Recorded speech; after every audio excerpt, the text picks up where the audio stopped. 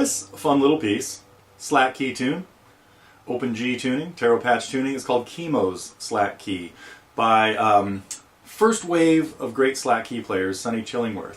Now this is pretty basic in a lot of respects, but it has a couple of very important things that happen in slack key playing regularly. Quick hammer-ons and pull-offs, typical little run,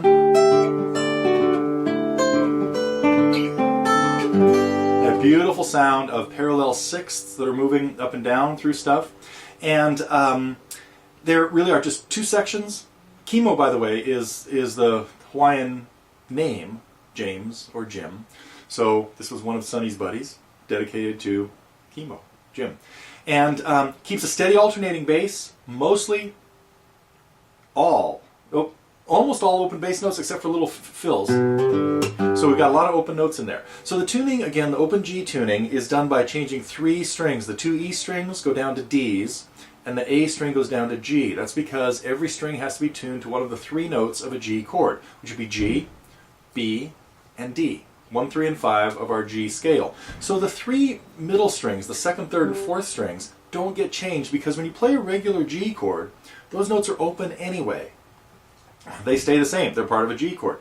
But the three strings that you have to fret, the first, fifth, and sixth, all have to be changed to be a note of the G chord. That's kind of one of the principles of an open tuning, is making sure that all six strings are tuned to one of the three notes of the chord.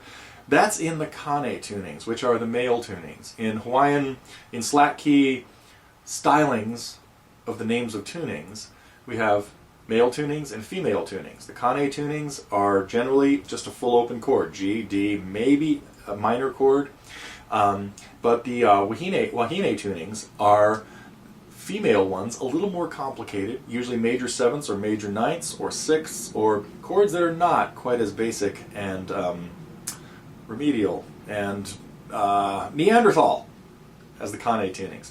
So anyway, this song is in Taro Patch Tuning, open G, and we'll take a look at you may have noticed I did a lot of stuff with really just one finger. One of the keys to a lot of slack key playing is you don't really need complicated chords most of the time. Usually just one note at a time or pairs of notes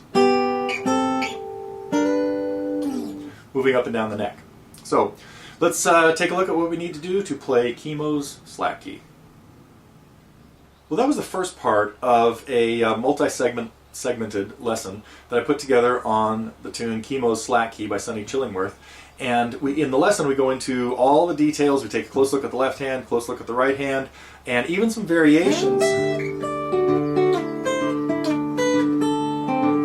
that you can throw in, and really how to make it your own. So a lot of the techniques are pretty standard. You need to be able to keep a steady alternating bass going back and forth, and then just play a simple melody.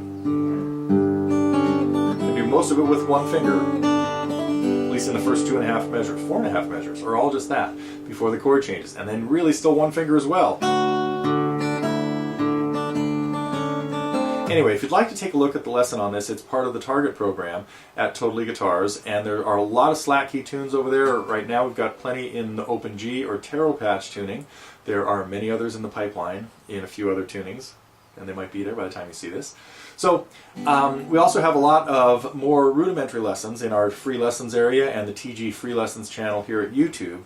But if you'd like to get a little exposure to some slack key guitar playing, learning Kimo's slack key, come visit us at TotallyGuitars.com.